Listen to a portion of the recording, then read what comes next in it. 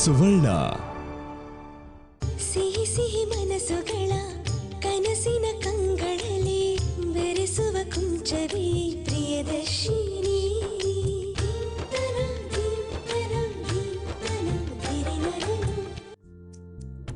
ಪ್ರಭಾವತಿ ಅವರೇ, ನಿಮ್ಮಿಂದ ಈ ಪ್ರತಿಕ್ರಿಯೆ ನೋಡಿ ನಮಗೆ ತುಂಬ ಸಂತೋಷ ಆಗ್ತಾ ಇದೆ. ಇನ್ಮೇಲೆ ನಮ್ಮ ಮಕ್ಕಳು ಈ ಮನೆಯಲ್ಲಿ ತುಂಬ ಸಂತೋಷವಾಗಿರ್ತಾರೆ ಅನ್ನೋ ನಂಬಿಕೆ ನಮಗೆ ಬಂದಿದೆ. ಅಷ್ಟೇ ಅಲ್ಲ, ಈ ಮನೆತನದ ಘನತೆ ಗೌರವನ ಎತ್ತಿ ಹಿಡಿತಾರೆ ಅನ್ನೋ ಧೈರ್ಯನೂ ನಮಗೆ ಬಂದಿದೆ. ಯಾಕೆಂದ್ರೆ ಈಗಷ್ಟೇ ನಿಮ್ಮಿಂದ ಸಂಪೂರ್ಣವಾದ ಆಶೀರ್ವಾದ ಅವ್ರಿಗೆ ಸಿಕ್ಕಿದೆ. ಅದಕ್ಕೆ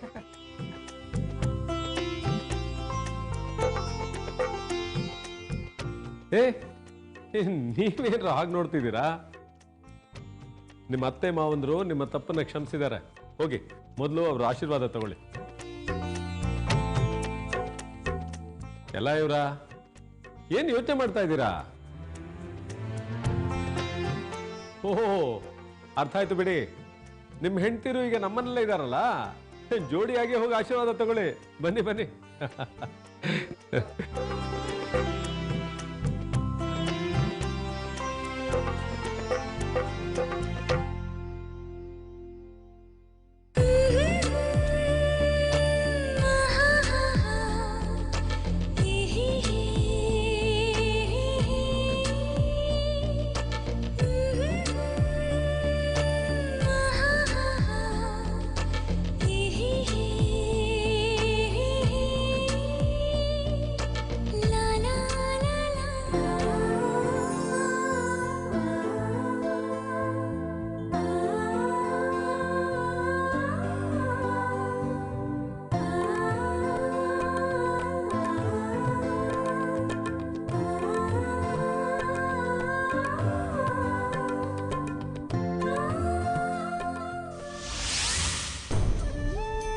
ವಿಶಾಲು, ಅಂತೂ ನಮ್ಮ ಮಕ್ಕಳ ಜೀವನ ಒಂದು ದಡ ಸೇರ್ತು ನೋಡು.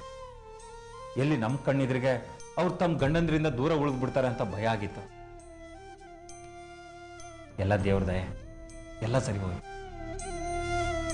ಆಂಟಿ,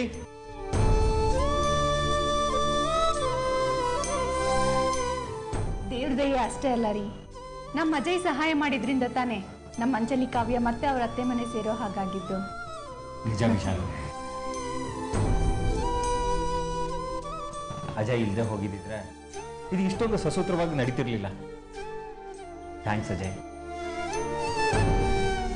ಅಜಯ್, ನಿನ್ನನ್ನೊಂದು ಪ್ರಶ್ನೆ ಕೇಳಬೇಕಪ್ಪ, ಕೇಳಲೇಬೇಕು. ನಾವೆಷ್ಟೇ ಪ್ರಯತ್ನ ಪಟ್ರೂ ಅಳಿಯಂದ್ರ ಮನಸ್ಸನ್ನ ಬದಲಾಯಿಸೋಕ್ಕಾಗಿರ್ಲಿಲ್ಲ. ಅಂಥದ್ರಲ್ಲಿ ಅದಕ್ಕೆ ಮನಸ್ಸು ಬದಲಾಯಿಸಿ ಖುದ್ದಾಗಿ ಅಂಜಲಿ ಕಾವ್ಯನ ಮನೆ ತುಂಬಿಸ್ಕೊಳ್ಳೋ ಹಾಗೆ ವಾತಾವರಣ ಸೃಷ್ಟಿ ಮಾಡಿದ್ಯಲ್ಲ, ಈ ಮ್ಯಾಜಿಕ್ನ ಎಲ್ಲಪ್ಪ ಕಲಿತೆ? ಆಂಟಿ, ಇದು ಮ್ಯಾಜಿಕ್ಕು ಅಲ್ಲ, ಏನೂ ಅಲ್ಲ.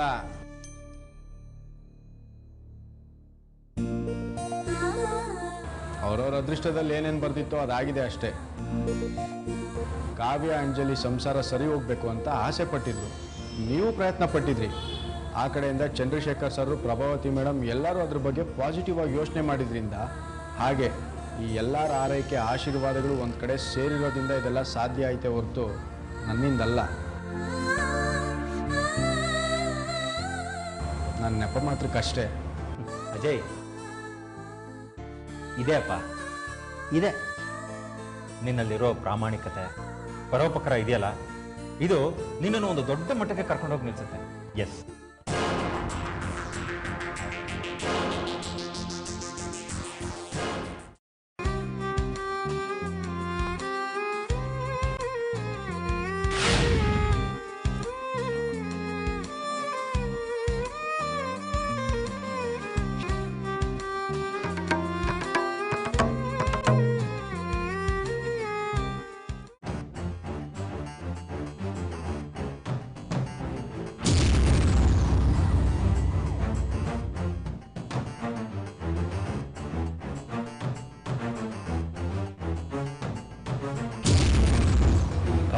Excuse me uncle.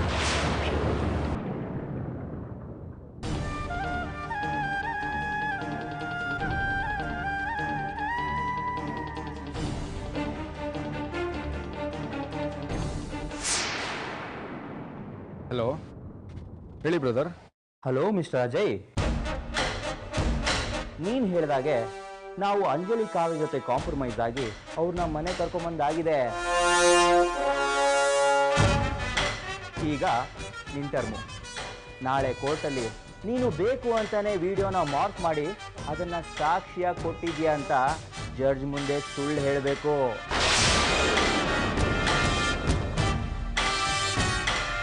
ಇಲ್ಲ ಅಂದ್ರೆ ಅಂಜಲಿ ಕಾವ್ಯನ ಮತ್ತೆ ಅವ್ರ ಮನೆಗೆ ವಾಪಸ್ ಕಳಿಸ್ಬೇಕಾಗತ್ತೆ, ನೆನಪಿರ್ಲಿ.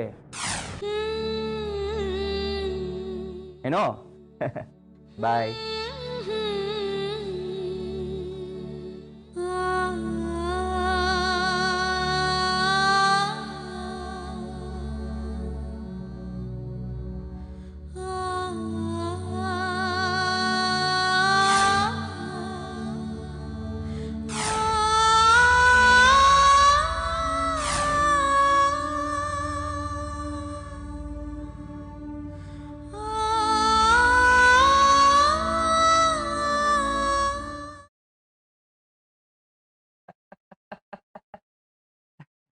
ಗೌರವ್, ಅಂಜಲಿ ಕಾವ್ಯನ ಮನೆಗೆ ವಾಪಸ್ ಕಳಿಸ್ತೀನಿ ಅಂತ ಇದೆಯಲ್ಲ, ಅವ್ರೇನ್ ತಪ್ಪು ಮಾಡೋದು ಅಂತ ನಾವು ಅವ್ರನ್ನ ದ್ವೇಷಿಸ್ಬೇಕು? ನನಗೆ ಮಾತ್ರ ನನ್ನ ಹೆಂಡತಿ ಮೇಲೆ ಪ್ರೀತಿ ಇಲ್ಲ ಅನ್ಕೊಂಡೇನೋ.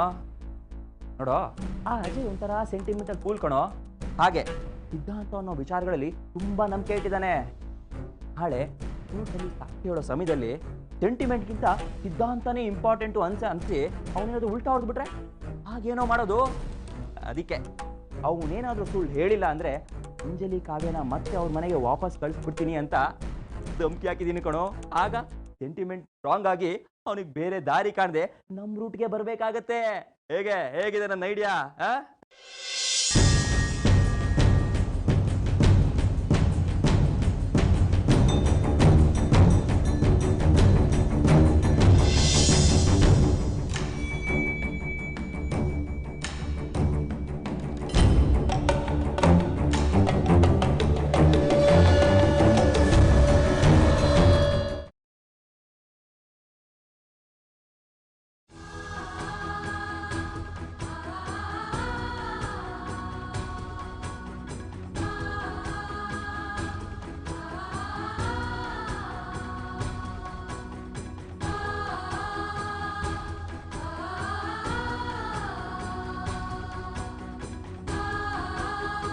ಅಕ್ಕ, ಅತ್ತೆ ಇಷ್ಟೊಂದು ಬದಲಾಗಿದ್ದಾರೆ ಅಂದ್ರೆ ನಂಗೆ ನಂಬಕ್ಕೆ ಆಗ್ತಾ ಇಲ್ಲ. ಅವತ್ತು ನಾವು ಅತ್ತೆನ ದೇವಸ್ಥಾನದಲ್ಲಿ ಮೀಟ್ ಮಾಡಿದ್ವಲ್ಲ, ಅವಾಗ ಒಂಥರ ಸೆಪ್ಪೆ ಆಗಿದ್ರು. ಎಲ್ಲಿ ಹೊಸ ನಾಟಕ ಶುರು ಮಾಡ್ಬಿಡ್ತಾರೋ ಅಂತ ಭಯ ಆಗಿತ್ತು. ಆದ್ರೆ ಈಗ ಅವರು ಬದಲಾಗಿದ್ದಾರೆ ಅಂತ ನಂಗೆ ಸಂಪೂರ್ಣವಾಗಿ ನಂಬಿಕೆ ಬಂದಿದೆ. ಇನ್ನು ನಮ್ಮ ಸುಖ ಸಂಸಾರದ ಗಾಡಿ ಎಲ್ಲೂ ನಿಲ್ಲೋದಿಲ್ಲ ಅಲ್ವೇನಕ್ಕ?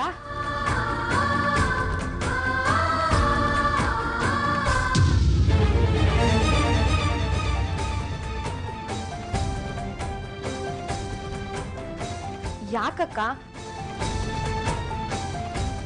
ನಿನ್ ಮುಖದಲ್ಲಿ ನಾವ್ ಅತ್ತೆ ಮನೆಗೆ ಬಂದು ಸೇರಿರೋ ಖುಷಿನೇ ಇಲ್ವಲ್ಲ? ಯಾಕಕ್ಕ, ಏನಾಯ್ತು? ಏನ್ ಯೋಚನೆ ಮಾಡ್ತಿದೀಯಾ? ಈ ಸಂತೋಷ ತುಂಬಾ ದಿನ ಇರುತ್ತೋ ಇಲ್ವೋ ಅನ್ನೋ ಭಯ ಕಾಡ್ತಿದೆ ಕಾವ್ಯ. ಯಾಕಕ್ಕ ಭಯ? ಅತ್ತೆನೆ ಒಟ್ಟಿಗೆ ಎಲ್ರೂ ಸುಖವಾಗಿ ಸಂಸಾರ ಮಾಡೋಣ ಅಂತ ಹೇಳಿದಾರಲ್ಲ, ಯಾಕೆ ಅತ್ತೆ ಮಾತಕ್ಕೆ ತಪ್ತಾರೆ ಅಂತೀಯಾ?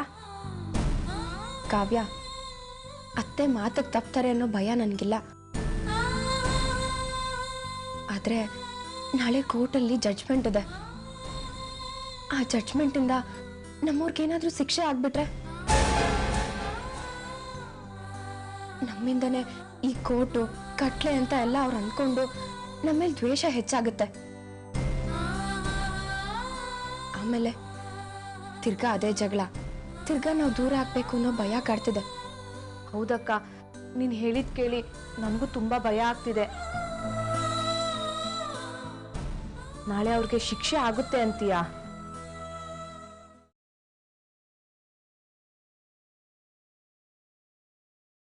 ಖಂಡಿತ ಇಲ್ಲ.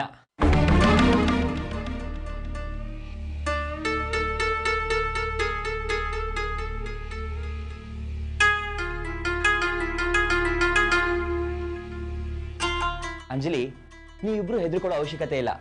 ನಾಳೆ ನಮಗೆ ಖಂಡಿತ ಶಿಕ್ಷೆ ಆಗೋದಿಲ್ಲ. ನಿಮಗೆ ಶಿಕ್ಷೆ ಆಗಬಾರ್ದು ಅಂತ ನಾವು ಆ ದೇವರಲ್ಲಿ ಬೇಡ್ಕೋತೀವಿ. ಆದರೆ ಕೋರ್ಟಲ್ಲಿ ಜಡ್ಜ್ಮೆಂಟ್ ಬರೋಕ್ಕೆ ಮುಂಚೆನೇ ನೀವು ಹೀಗೆ ಹೇಳ್ತಾ ಇದ್ದೀರಲ್ಲ, ಅದು ಹೇಗ್ರಿ? ಕೆಲವೊಂದು ಕೇಳೋದಕ್ಕಿಂತ ಕಣ್ಣಾರೆ ನೋಡಿ ತಿಳ್ಕೊಳೋದ್ರಲ್ಲೇ ಮಜಾ ಇರೋದು. ಒಟ್ಟಿನಲ್ಲಿ ನಾವು ನಾಳೆ ನಿರಪರಾಧಿಗಳು ಅಂತ ರಿಲೀಸ್ ಆಗೋದು ಗ್ಯಾರಂಟಿ. ಮತ್ತೆ ಜನಗಳ ಮುಂದೆ ತಲೆ ಎತ್ಕೊಂಡು ಓಡಾಡ್ತೀವಿ. ನೀವು ಮತ್ತೆ ಮನೆಗೆ ಬಂದಿರೋದಕ್ಕೆ ಸಂತೋಷ ಪಡಿ.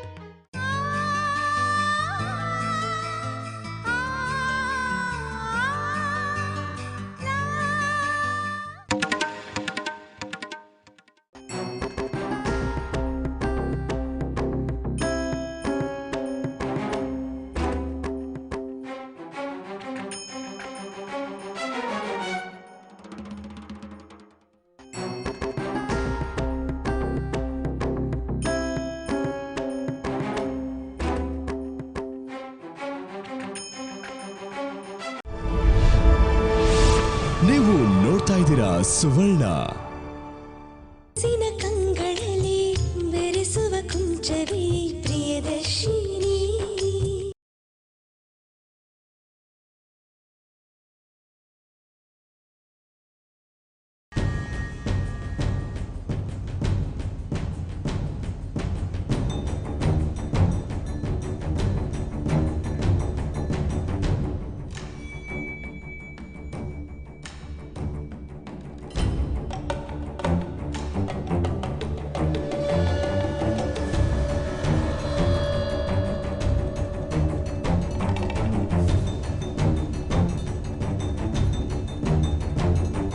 ಪತ್ರಿಕೋದ್ಯಮ ಎಂಬ ಪವಿತ್ರ ವೃತ್ತಿಯಲ್ಲಿದ್ದು ಅದನ್ನು ಹಣ ಗಳಿಸುವ ದುರುದ್ದೇಶಕ್ಕೆ ಬಳಸಿಕೊಂಡು ಅಜಯ್ ಸುಳ್ಳು ದೃಶ್ಯಾವಳಿಯನ್ನು ಸೃಷ್ಟಿಸುವುದಾಗಿ ತಪ್ಪು ಒಪ್ಪಿಕೊಂಡಿರುವುದರಿಂದ ಚಂದ್ರಶೇಖರಯ್ಯ ಮತ್ತು ಕಂಪನಿಯ ವಿರುದ್ಧ ದಾಖಲಾಗಿರುವ ಸಾಕ್ಷಿನಾಶ ಪ್ರಕರಣದಲ್ಲಿ ಉರುಳಿಲ್ಲ ಎಂಬುದು ಸಾಬೀತಾಗಿರುತ್ತದೆ.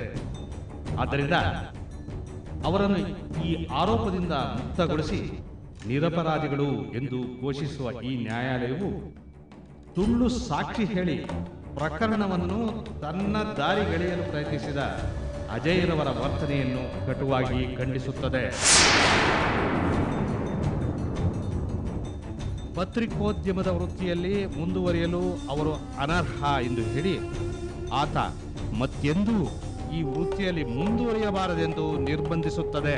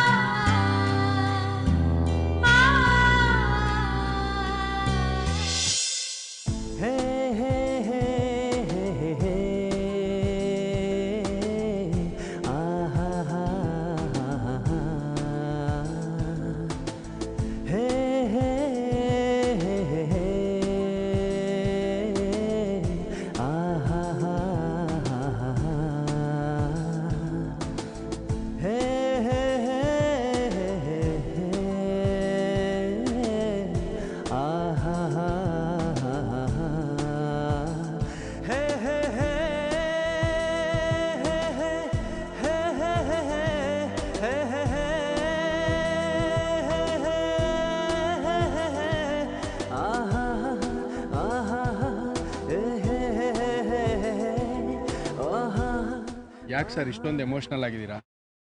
ಸಮಾಧಾನ ಮಾಡ್ಕೊಳ್ಳಿ. ನಾನು ಎಮೋಷ್ನಲ್ ಆಗಿಲ್ಲಪ್ಪ, ಹೆಮ್ಮೆ ಪಡ್ತಾ ಇದ್ದೇನೆ. ನೀನು ನನ್ನ ಚಿಕ್ಕ ಮಗ ಅಲ್ಲ, ಗೌತಮ್, ಗೌರವ್ ಅಷ್ಟೇ ಯಾಕೆ ನನಗಿಂತ ದೊಡ್ಡವನಾಗ್ಬಿಟ್ಟಿಲ್ಲಪ್ಪ. ಎಂಥ ತ್ಯಾಗ ಮಾಡಿದೆ ನೀನು. ಅಲ್ಲ, ನಮ್ಮ ಮನೆ ಸಂತೋಷಕ್ಕೋಸ್ಕರ ಇಷ್ಟು ದೊಡ್ಡ ತ್ಯಾಗ ಮಾಡಿದೆಯಲ್ಲ ನೀನು. ಇಷ್ಟು ದಿವಸ ನೀ ನಂಬ್ಕೊಂಡ್ಬಂದಿರೋ ಸಿದ್ಧಾಂತನ ನಮ್ಮ ಕುಟುಂಬ ಚೆನ್ನಾಗಿರ್ಬೇಕು ಅಂತ ಪಾಪ ಅದನ್ನೇ ತ್ಯಾಗ ಮಾಡ್ಬಿಟ್ಟಿಲ್ಲ. You are great, really you are great. ನೀನೇ ತೆಗೆದ ಆ ವಿಡಿಯೋನ ಸುಳ್ಳು ಸಾಕ್ಷಿ ಅಂತ ಕೋರ್ಟಲ್ಲಿ ಹೇಳಿ ಪಾಪ ನಿನ್ನ ತನನ ಬಲಿ ಕೊಟ್ಟು ನಮ್ಮ ಮನೆ ಮಾನ ಮರ್ಯಾದೆ ಕಾಪಾಡ್ದಿಯಲ್ಲ, ಹೆಮ್ಮೆನಪ್ಪ, ಹೆಮ್ಮೆ ಅನಿಸ್ತಿದೆ ನನಗೆ.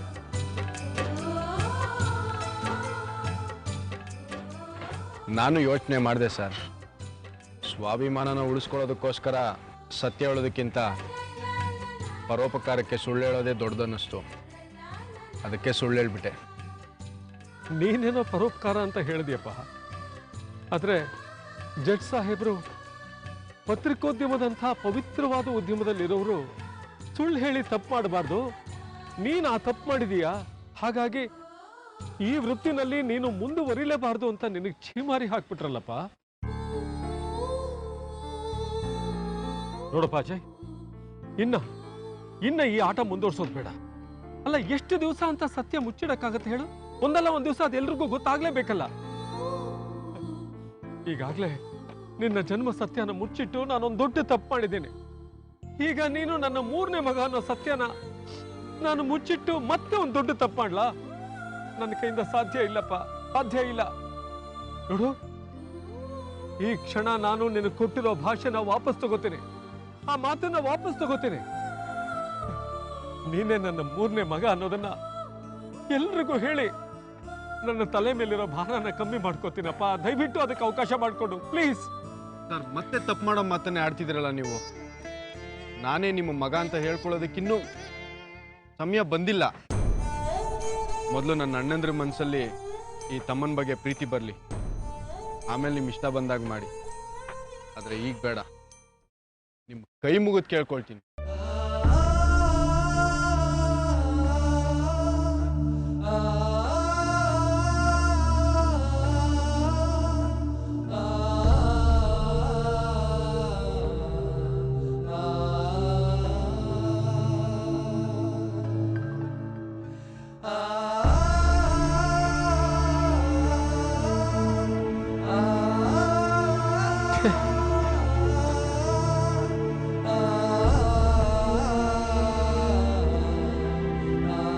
ಆಯ್ತು ಆಯ್ತು, ನೀನ್ ಹೇಳ್ದಾಗೆ ಆಗ್ಲಿ. ಅದೆಷ್ಟೇ ಕಷ್ಟ ಆದ್ರೂ ಈ ಸತ್ಯನ ನನ್ನ ಹೃದಯದಲ್ಲೇ ಮುಚ್ಚಿಟ್ಕೋತೀನಿ. ಆಯ್ತು.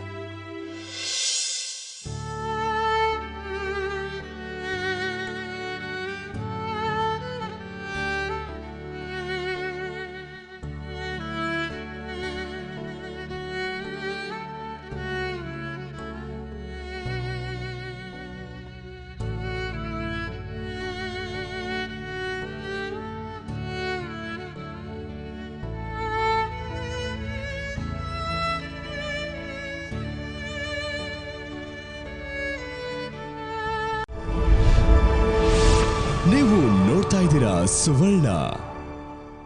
ಮನಸ್ಸಿನ ಕಂಗಳಲ್ಲಿ ಬೆರೆಸುವ ಕುಂಚವೇ ಪ್ರಿಯದರ್ಶಿನಿ.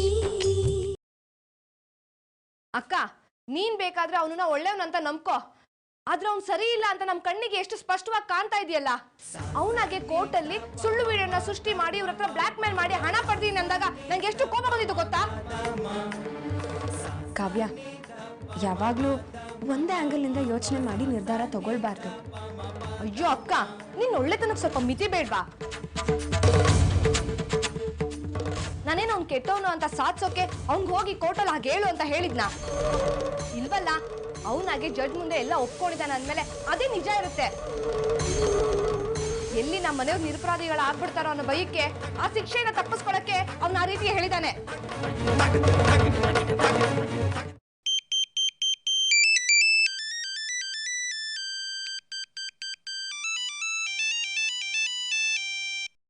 ಅಮ್ಮ ಫೋನ್ ಮಾಡ್ತಾ ಇದ್ದಾರೆ. ಒಳ್ಳೇದೇ ಆಯ್ತು. ನಾನಾಗೆ ಕಾಲ್ ಮಾಡಿ ಆ ಮೋಸ್ಕರನ್ನ ಮನೆಯಿಂದ ಹೊರಗಾಕು ಅಂತ ಹೇಳೋಣ ಅನ್ಕೊಂಡಿದ್ದೆ. ಅವರಾಗೆ ಕಾಲ್ ಮಾಡಿದಾರಲ್ಲ, ಕೊಡಿಲಿ, ಈಗಲೇ ಹೇಳ್ತೀನಿ. ಕಾವ್ಯ, ದುಡುಕ್ಬೇಡ, ಸ್ವಲ್ಪ ತಾಳ್ಮೆಯಿಂದ ಇರು. ಯಾವುದೇ ನಿರ್ಧಾರ ತಗೊಳಕ್ ಮುಂಚೆ ಮೊದಲು ಅಜಯ್ ಹತ್ರ ಮಾತಾಡೋಣ. ಯಾಕೆ ಹೀಗೆ ಮಾಡ್ದ ಅಂತ ತಿಳ್ಕೊಳ್ಳೋಣ. ಯಾವ್ದಾದ್ರೂ ಒಳ್ಳೆ ಕಾರಣ ಇಟ್ಕೊಂಡು ಹೀಗೆ ಮಾಡಿರ್ಬೋದಲ್ವಾ? ಒಳ್ಳೆ ಕಾರಣನಾ? ಬರೀ ಸ್ವಾರ್ಥದ ಕಾರಣನೇ ಇರುತ್ತೆ.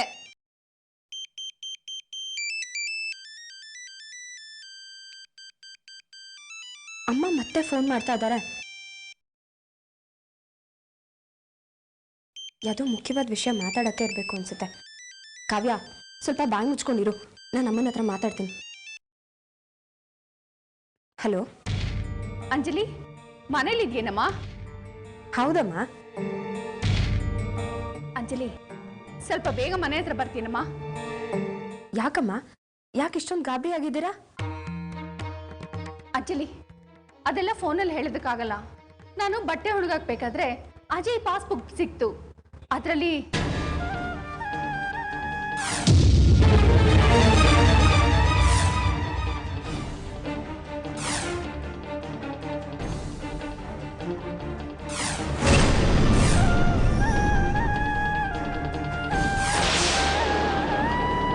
ಇಷ್ಟೇ ನಡೆದಿತ್ತು. ಬೇಗ ಬಂದ್ಬಿಡು.